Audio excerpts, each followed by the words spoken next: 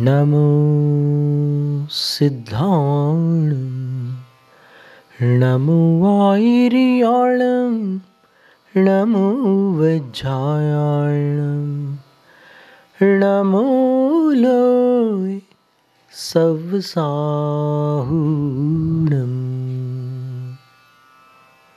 त्रिलोकवर्ती त्रिकालवर्ती अरहंत सिद्धाचार्य उपाध्याय और सर्व साधु इन पांचों परमेश्वरियों को नमस्कार।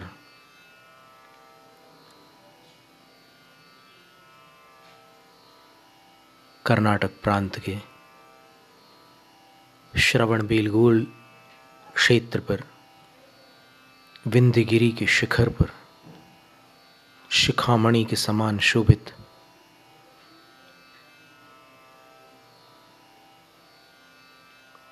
इस भरत भूमि पे, भरत क्षेत्र की भारत भूमि पर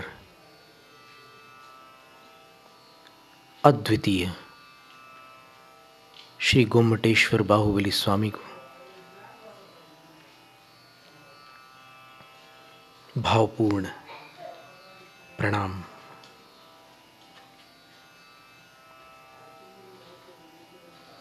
दीक्षा शिक्षा गुरु आचार्य विद्यासागर महाराज को नमोस्तु।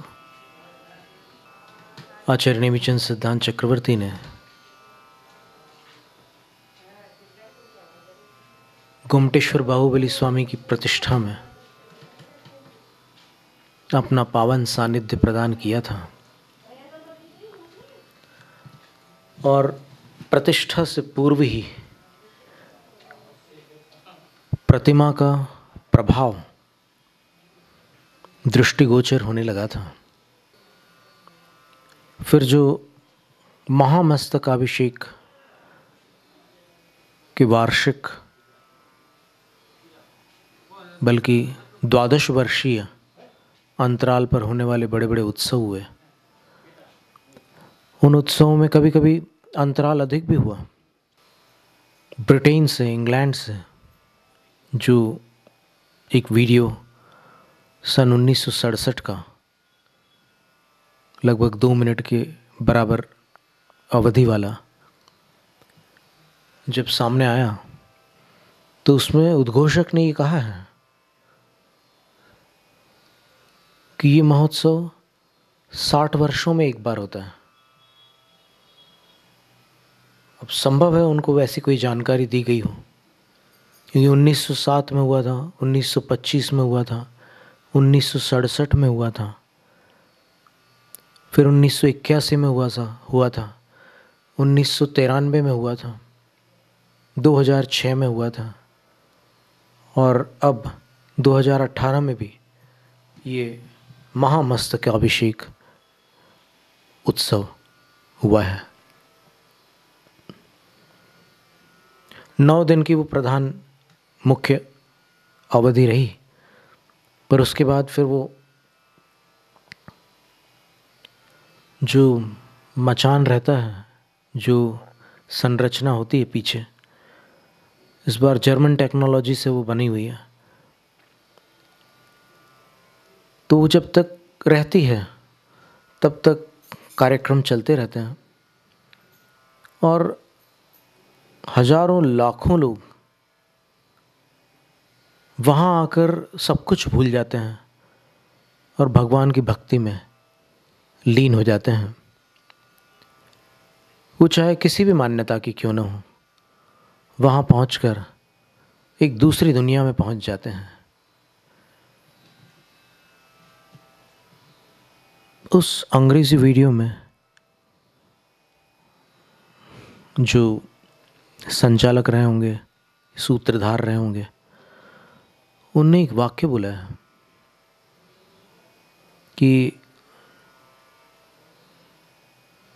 जैन संप्रदाय एक आर्थिक रूप से संपन्न संप्रदाय है और एक मान्यता है कि इस महामस्तकाभिषेक को जो भी देख लेते हैं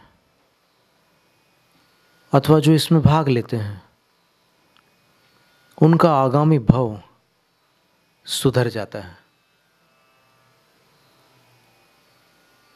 और अपना जीवन यहाँ तक सीमित नहीं है। अपन पहले भी कहीं से यहाँ पहुँच गए, पहले कहीं जीवन जी करके यहाँ आ गए, और ये जीवन जो जी रहे हैं इसके बाद भी कहीं और अपनी यात्रा चलेगी। जीवन का प्रवाह नष्ट नहीं होता, जीवन बदल जाते हैं। एक जीवन के बाद दूसरा जीवन शुरू हो जाता है। आत्मवादी दर्शनों की यही मान्यता है पूरे भारत में। आत्मा का अस्तित्व एक जीवन तक सीमित नहीं है। इससे पहले भी आत्मा कहीं और अपना पूर्व जीवन जी रही थी, उससे पहले और कहीं, उससे पहले और कहीं। और ये ट्रांसमाइग्रेशन बोलते हैं अंग्रेजी में। ये जो एक ऐसा चक्र है, तो इसमें जीव अपने कर्मों के अनुसार, अपनी करनी के अनुसार भरनी को प्राप्त करता है। जैसी करनी वैसी भरनी, जैसे कर्म करता है उसके अनुसार उसको गतियाँ प्राप्त होती हैं, और वो संसार में भव भ्रमण करता है, यानी भवों में घूमता रहता है, भ्रमण करता रहता है, एक भव से दूसरे भव में, दूसरे से तीसरे भव में। और ये विषय पहले तो विज्ञान के जगत में संदिग्ध रहा, लेकिन आजकल डॉक्टर ब्रायन वेइस और दूसरे और भी लोग हैं। पुस्तक महल से एक पुस्तक छपी थी, अनसुलझे रहस्य, द अनसॉल्व्ड मिस्ट्रीज। उसमें बेंगलोर के पास एक neurosciences, mental health and neurosciences research centre का जिक्र था। री इनकारनेशन, पुनर्जन्म, ये भी एक अनसुलझा रहस्य है। तो उसमें उन्होंने लिखा था कि उन्होंने कई ऐसे मामलों की जांच की जो बताते थे कि हम पहले ऐसे थे, वैसे थे, वहाँ रहते थे, वहाँ की आबो हवा ऐसी थी, वहाँ का वातावरण ऐसा था, वहाँ ऐसी घटना हुई थी। तो जब इन्होंने खोजबीन की तो उन सभी की बातें सही निकली। संभवतः 45 ऐसे मामले उन्होंने देखे जो सच निकले। तो उनको लगा कि there is something which exists beyond this body. कोई ऐसी चीज़ है जो इस शरीर से अलग अस्तित्व रखती है। तो भारत के आत्मवादी दर्शन ये पुरातन काल से स्वीकार करते आए हैं कि जीव का 84 लाख योनियों में भ्रमण होता रहता है। 4 गतियों में ये अपने कर्मानुसार कहीं भी चला जाता है।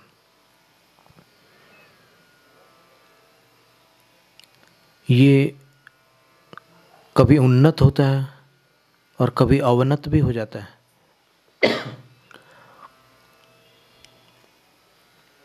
छोटा बन जाता है, बड़ा बन जाता है, सारी स्थितियां इसमें आती रहती हैं।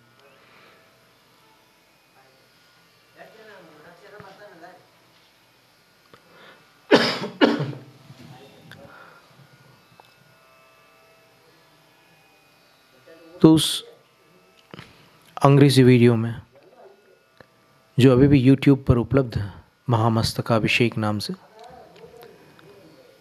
उसमें उन्होंने कहा है कि ये आगामी जन्म सुधारने के लिए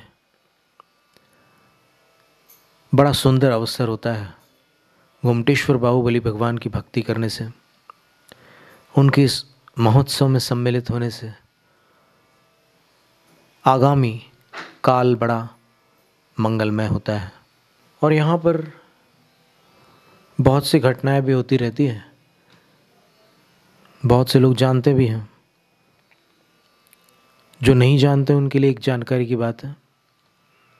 आचार्य रत्न बाहुबली महाराज श्री ने अपने शिष्यों को एक घटना सुनाई थी, और उन्हीं के शिष्य आचार्य सिद्धसेन मुनिराज ने वो घटना एक बार पर्वत पर आरोहण करते समय हम लोगों को सुनाई थी। घटना ऐसी थी कि कभी किसी काल में मैसूर नगर का एक राजा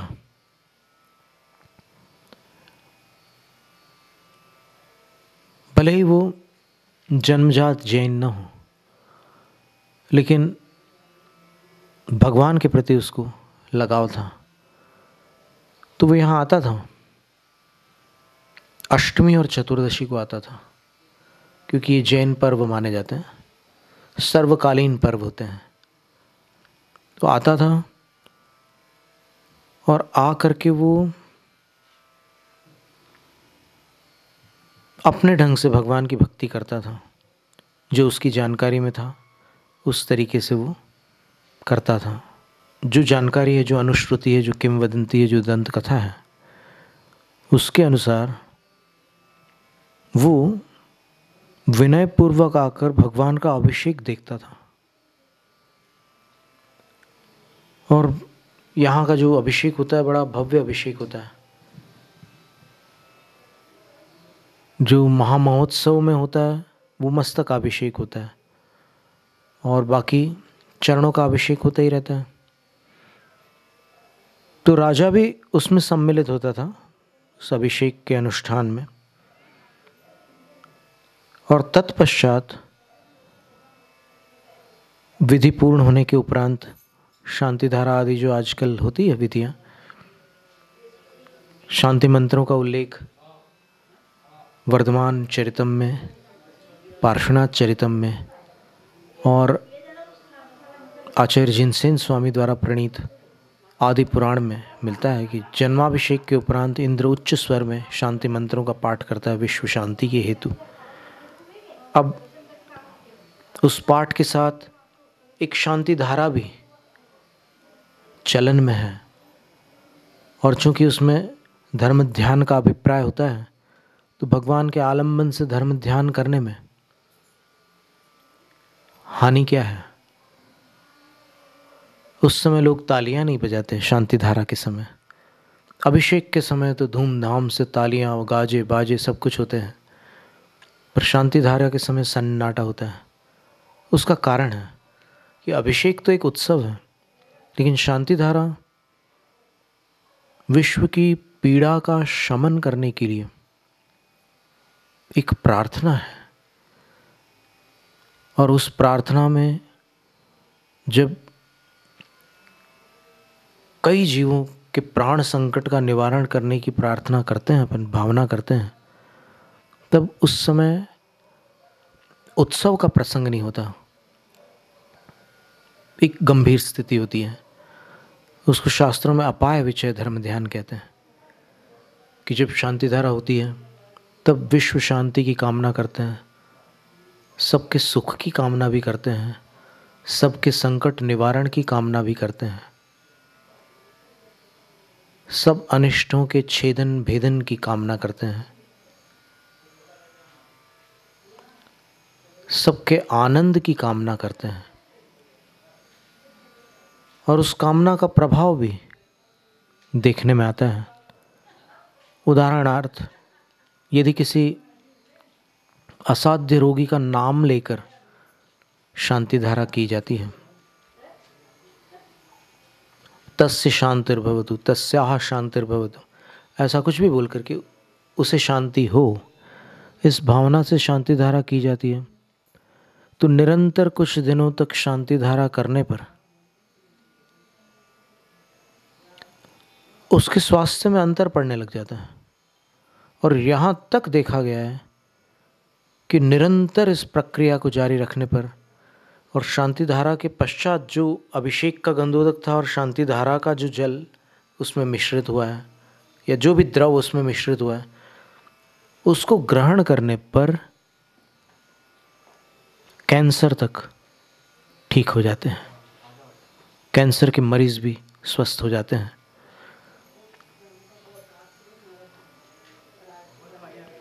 तो वो राजा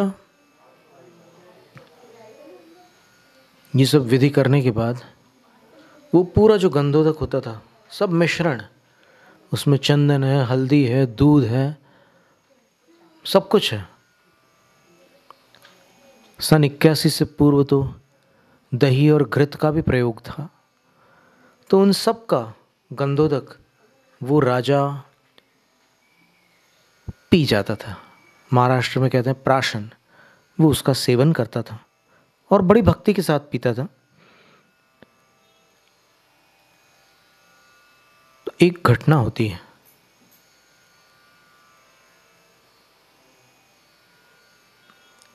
कुछ शत्रुओं ने ये जानकारी प्राप्त कर ली और एक षड्यंत्र रचा। उन्होंने वहाँ के जो पुरोहित थे उनसे कहा कि जैसा हम कहते हैं वैसा तुम करोगे तो हम तुम्हें बहुत बड़े पुरस्कार से पुरस्कृत करेंगे। पर उसको लगा कि मैं ऐसा गलत काम कैसे कर सकता हूँ। पर अंततः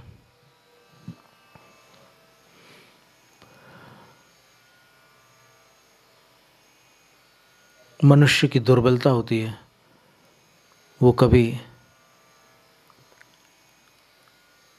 सम्मान के बदले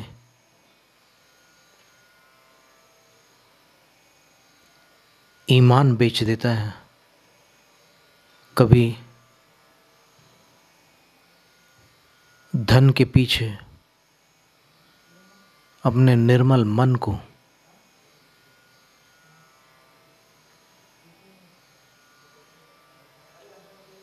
समाप्त कर देता है। वो तैयार तो हो गया, जैसा जैसा वो लोग बोल रहे थे उसने वैसा किया और नित्य क्रम के अनुसार जैसे गंधोदक के बाद वो पात्र जो होता था वो पात्र लेकर के राजा को देता था। तो जब उस षड्यंत्र में सम्मिलित होकर वो पात्र देने लगा तो अब अंतरात्मा तो कचोटती है मनुष्य को। कोई भी गलत कदम उठाने के पहले अंदर से आवाज़ आती है कि ये क्या कर रहे हो। तो राजा को देने जा रहा था तो उसके हाथ कांपने लगे। राजा ने पूछा क्या बात है, तुम्हारे हाथ क्यों कांप रहे हैं। ऐसे छुआ राजा ने, बोले कि तुम्हारा स्वास्थ्य ठीक नहीं है क्या। तो फिर वो संकेतों में राजा से कहता है कि गंधोदक मैं आपको दे तो रहा हूं लेकिन आज आप इसको पीना मत। राजा समझ गया कि वास्तविक स्थिति क्या है। कुशाग्र बुद्धि था, जान गया कि कुछ दाल में काला है। लेकिन तो भी राजा ने कहा कि हे पुरोहित, तुम निश्चिंत रहो, इस गंधोदक को मैं यदि पी भी लेता हूं तो कोई हानि नहीं होगी, ये मेरा विश्वास है।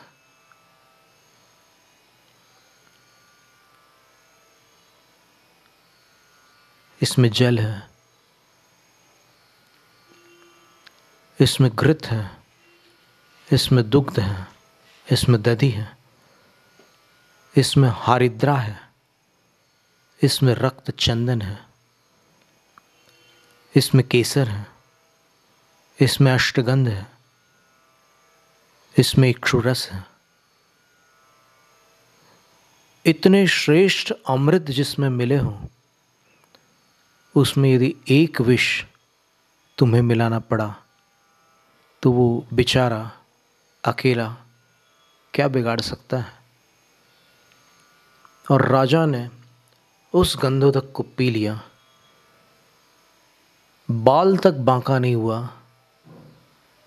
अमृत विष पर भारी पड़ गया। वास्तव में ये जो परिपाटी चली आ रही है, ये परिपाटी किसी काल की देन नहीं है। ये परिपाटी किसी परिस्थितिवश उत्पन्न नहीं हुई है। ये परिपाटी किसी जैनाभासी ने उत्पन्न नहीं की है। आचार्य कुंद स्वामी के वचनों पर यदि कोई ध्यान दे, जो बड़े गौरव के साथ कुंद नामनाय का नाम लेते हैं, वो यदि विचार करें तो नंदीश्वर भक्ति की अंचलिका में आचार्य कुंद स्वामी ने स्वयं प्राकृत भाषा में लिखा है, चौविहा देवा सपरिवारा, चारों प्रकार के देव अपने परिवार सहित। देवों के परिवार में कौन होता है, इस पर आप चिंतन कर सकते हैं। जो भी श्रोताजन सुन रहे हैं इस वक्तव्य को, वो विचार कर सकते हैं, क्योंकि देवों के यहाँ पुत्र पुत्रियां तो नहीं होते। उनके यहाँ ऐसे रक्त संबंध नहीं होते। उनका शरीर मनुष्यों की भांति सप्त धातु से रचित नहीं होता। उनका शरीर दिव्य वैक्रियक शरीर होता है। तो उनके परिवार में जो देव देवियां हैं वही परिगणित हो सकते हैं। जैसे इंद्र के परिवार में इंद्राणी सहज रूप से सम्मिलित होंगी, और जितनी इंद्राणियां हैं वे सब परिवार में गिनी जाएंगी। और परिवार में और भी विस्तार के साथ करणानि योग के ग्रंथों में वर्णन उपलब्ध होता है। गाथाओं में आचार्यों ने बहुत सुंदर वर्णन किया है कि देवों का परिवार कैसा होता है।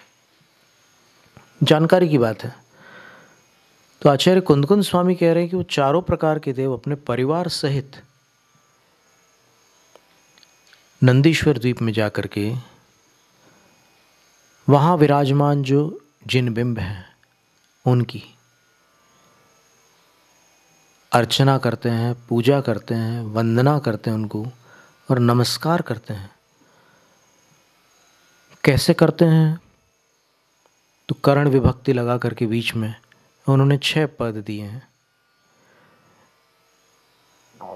दिव्य ही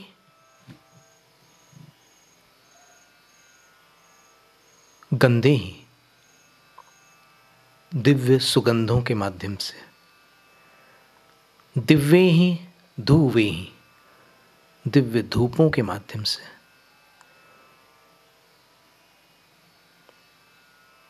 दिव्य ही पुप्फे ही, दिव्य पुष्पों के माध्यम से, दिव्य ही चूर्णे ही, दिव्य चूर्णों के माध्यम से, रंग बिरंगे चूर्णों से सुंदर सुंदर मांडना बना करके भव्य पूजा करते हैं, भगवान की अर्चना करते हैं। दिव्य ही चूर्णे ही। आचार्य पूज्यपाद स्वामी ने चूर्णाभिषेक का भी वर्णन किया है नंदीश्वर भक्ति की 18वीं कारिका में, और उसके अनुवाद में हमारे दीक्षा शिक्षा गुरु आचार्य विद्यासागर महाराज श्री ने कुछ ऐसे शब्द लिखे हैं, जिन पूजा अभिषेक पूर्ण कर अक्षत केसर चंदन से। तो आचार्य श्री का कहना यह है कि वो जो चूर्णाभिषेक होता है उसमें कौन से चूर्ण होते हैं? बोले कि अक्षत के चूर्ण होते हैं, केसर का चूर्ण होता है, चंदन का भी चूर्ण होता है, विभिन्न प्रकार के चूर्ण हो सकते हैं। तो इनको आदि लेकर के ऐसे और भी जो श्रेष्ठ सुगंधित द्रव्यों के चूर्ण होते हैं उनसे अभिषेक करते हैं। और दिव्य ही, दिव्य शब्द का प्रयोग किया। दिव्य शब्द जो है उसमें, और देवोपनीत शब्द जो है उसमें, यहाँ पर अंतर करना आवश्यक होगा।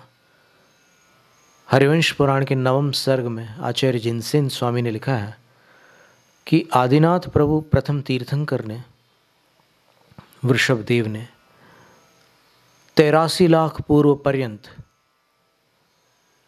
दिव्य और देवोपनीत भोगों को भोगा। पश्चात नीलांजना के नृत्य काल में जो घटना घटित हुई, उसके कारण संसार शरीर भोगों से विरक्त होकर, वैराग्य को प्राप्त होकर दीक्षा अंगीकार की। तो दिव्य और देवोपनीत, दिव्य का अर्थ वहां पर मनोहर है, और देवोपनीत का अर्थ है वहां पर सुरोपनीतान लिखा है, भोगान श्लोक में। अर्थ वही हुआ, सुर कह लो या देव कह लो। तो सुरों के द्वारा उपनीत निकट लाया गया, देवों के द्वारा लाया हुआ जो भी द्रव्य है।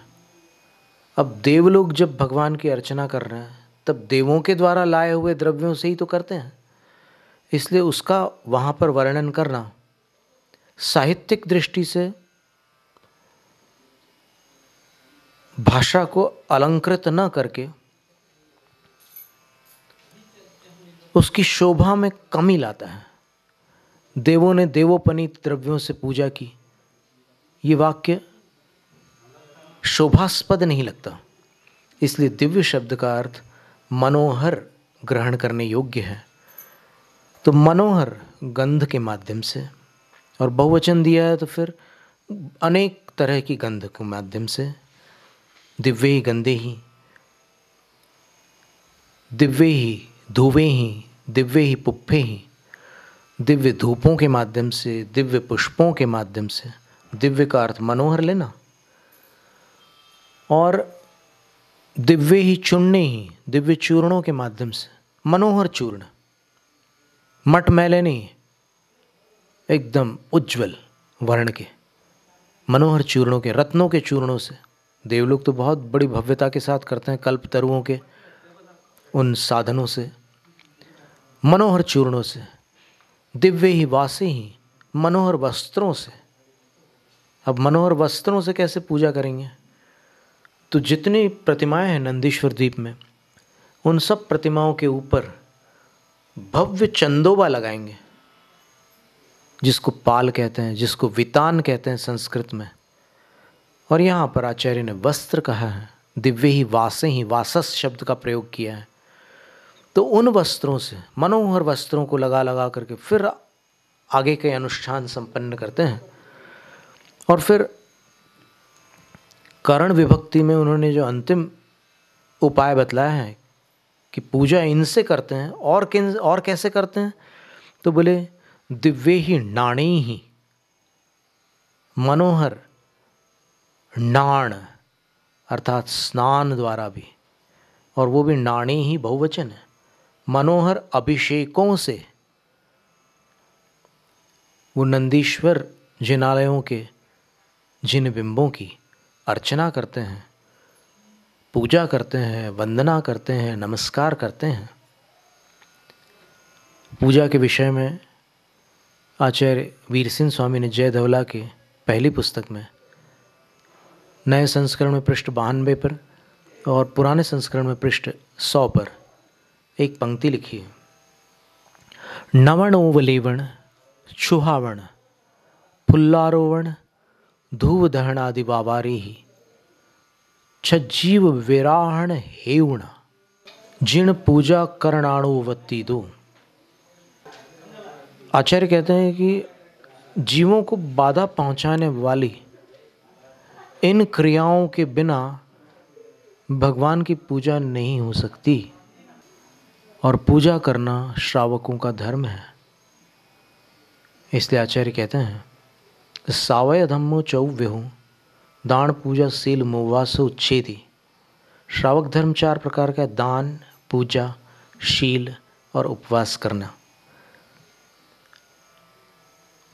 और ऐसो चौव्यहो भी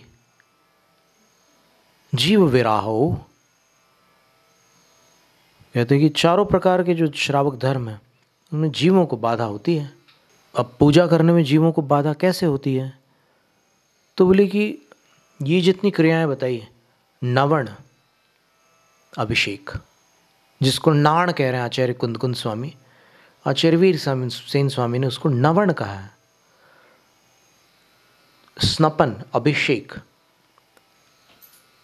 प्रक्षाल शब्द नहीं कहा। प्रक्षाल शब्द केवल 3 स्थानों पर आया है। एक तो आहार दान के समय गुरुओं के चरणों का प्रक्षालन होता है, पाद प्रक्षालन कहते हैं उसको। दूसरा, अभिषेक के पूर्व भगवान को जिस आसन पर विराजमान करते हैं उसका श्लोक के उच्चारण, काव्य के उच्चारण पूर्वक प्रक्षालन किया जाता है, जिसका नाम है पीठ प्रक्षालन। और तीसरा, अपने पापों का प्रक्षालन, भक्ति करके, तपस्या करके, ध्यान करके पापों को धोया जाता है। प्रक्षालन का अर्थ होता है धोना। तो जिनेंद्र भगवान की प्रतिमा को कभी धोया नहीं जाता।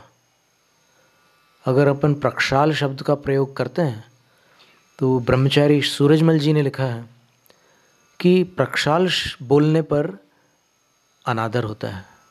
क्यों? क्योंकि उनकी भक्ति अपने पापों को प्रक्षालित करती है, और कोई भक्त उनका कैसे प्रक्षालन कर सकता है? वो तो निर्मल से भी निर्मल है, उनको धोने की आवश्यकता नहीं है। उनका तो अभिषेक किया जाता है, प्रक्षाल नहीं किया जाता। फिर कोई बोलते हैं कि नहीं, पोछने को प्रक्षाल कहते तो क्या नुकसान है? पोछने को प्रोंछन कहते हैं, प्रक्षाल नहीं। तो जो शब्द जिस रूप में आचार्यों ने व्यवस्थित रखे हैं उसमें अपन क्यों छेड़खानी करें, क्यों उनको अपन अव्यवस्थित करें? उनको जैसे हैं वैसे ही रहने दो। तो आचार्य कुंद स्वामी कहते हैं कि मनोहर अभिषेकों से दिव्य ही नाणी ही, बहुवचन है, मनोहर अभिषेकों से।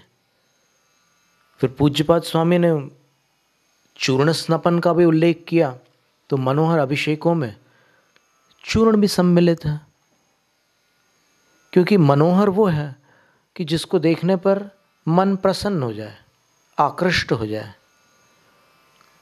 अब बात ऐसी है कि कुछ लोग अभिषेक पास से देखते हैं, कुछ लोग दूर से देखते हैं। जो अभिषेक दूर से देखने वाले को दिखाई ही ना दे उसको क्या कहें? दिव्याभिषेक कहें या नहीं? और जो अभिषेक इस पहाड़ी से उस पहाड़ी पर भी दिखाई दे।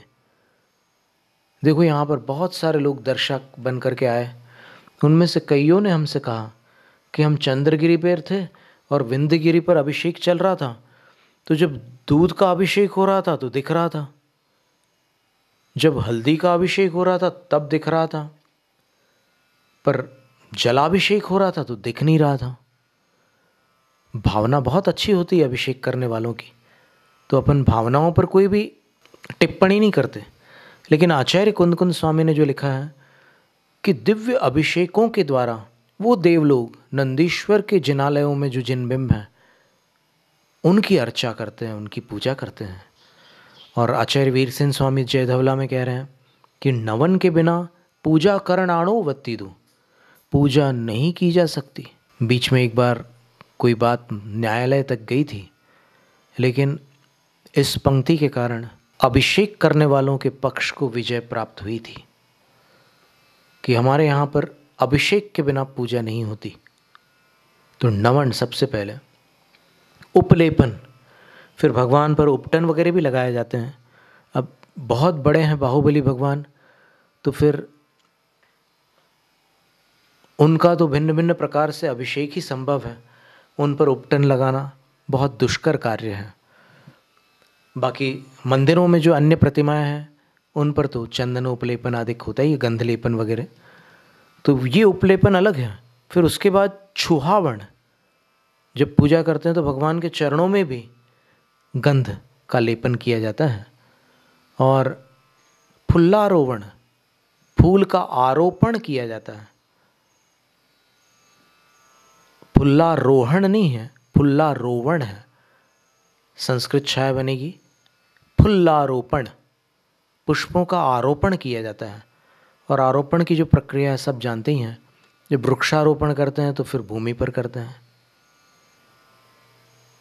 जब दोषारोपण करते हैं व्यक्ति पर करते हैं, जब व्रतारोपण करते हैं तब व्रताभिलाषी के ऊपर करते हैं व्रतारोपण, संस्कार आरोपण करते हैं तो प्रतिमा पर करते हैं, और दीक्षा के समय जो साधु के गुण होते हैं उन गुणों का जो आरोपण करते हैं वो दीक्षार्थी पर करते हैं। तो फुल्लारोपण यानी जो पुष्प का आरोपण है वो कहाँ करेंगे? आज ये विषय पंथवाद कहलाता है, पर अभी जो चर्चा आपके सामने रखी जा रही है ये पूरी की पूरी आगम की बात है। हम केवल उन्हीं पंक्तियों का अर्थ आपके सामने प्रेषित कर रहे हैं। पुल्लारोपण शब्द का अर्थ क्या हो सकता है? आरोपण तो ऊपर ही होता है ना। और फिर इसमें बाधा क्या है? ऐसा लगता है कि प्रतिमा श्रृंगारित न हो जाए, प्रतिमा अलंकृत न हो जाए, प्रतिमा रागियों जैसी न हो जाए। समाधान ये है, कल्याण मंदिर के 28वें काव्य में आचार्य कुमुद चंद्र स्वामी ने पार्श्वनाथ भगवान की स्तुति करते हुए लिखा है, दिव्यस्रजो जिन नम त्रिदशाधिपाना मुत्सृज्य रत्न रचितानपि मौलिबन्धान् पादौ शयन्ति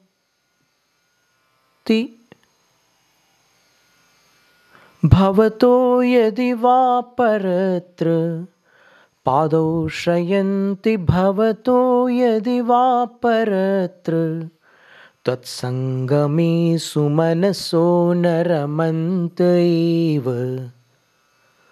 समौसरण का वर्णन है, साक्षात जिनेंद्र भगवान पार्श्वनाथ भगवान, उनके विषय में आचार्य कहते हैं कि जब देवों के इंद्र भगवान के चरणों में नतमस्तक होते हैं, आदि पुराण में तो आचार्य जिनसेन स्वामी ने लिखा है कि वो अपने मुकुट भगवान के चरणों में रगड़ते हैं। तो आचार्यों का अभिमत तो यह है कि भगवान का स्पर्श केवल ज्ञान के बाद वर्जित नहीं है, असंभव नहीं है, उपसर्ग नहीं हो सकते, इतना ही आचार्यों का कथन है। तो जब वो नमस्कार करते हैं तो उनके सुंदर रत्नों के बने हुए मुकुटों को छोड़कर जो मालाएं लिपटी रहती है कल्पतरुओं के पुष्पों की देवों के मुकुट में, वो उन मुकुटों का त्याग करके भगवान के चरणों का आश्रय ले लेती हैं। और फिर एक उत्प्रेक्षा की है कि जो भी सुमन है उनको यदि भगवान का समागम मिल जाए तो वो अन्यत्र प्रीति को प्राप्त हो ही नहीं सकते, वो तो भगवान के चरणों में ही आ जाते हैं। तो समौसरण में भगवान के चरणों पर कल्पतरुओं के पुष्पों की मालाओं की भरमार होती है, तो वहाँ तो भगवान रागी नहीं होते। और अगर अपन ये माने कि भगवान की वीतरागता को क्षति पहुँचती है इन क्रियाओं से, तो ऐसा मानना भी सिद्धांत से बाधित होता है, क्योंकि भगवान की वीतरागता क्षायिक है। क्षायिक वीतरागता कभी प्रत्यावर्तित नहीं होती, नष्ट नहीं होती। और यदि अपन आगम पर श्रद्धा रखें और फिर उन आगम की आंख से भगवान की उस छवि को देखें, तो फिर अपनी भक्ति वृद्धिंगत होगी, अपने अंदर कोई तर्क कुतर्क उत्पन्न नहीं होंगे, अपना मन शांत रहेगा। तो गोमटेश्वर बाहुबली स्वामी के विषय में चर्चा करते हुए ये चर्चा निकली, क्योंकि राजों ने उस गंधोदक का सेवन किया लेकिन फिर भी मृत्यु को प्राप्त नहीं हुआ। उसमें अमृत अधिक था, विष तो थोड़ा सा था। इसी प्रकार इतनी सारी क्रियाएं होती भक्ति की, बहुत से जीवों को बाधा पहुंचती है, लेकिन भगवान की भक्ति इतनी प्रबल होती है कि उस भक्ति के वेग में, उस भक्ति की शक्ति के प्रभाव से कर्मों की शक्ति क्षीण हो जाती है। जैनम जयतु शासनम, जैनम जयतु शासनम, जैनम जयतु शासनम। जय गोमटेश।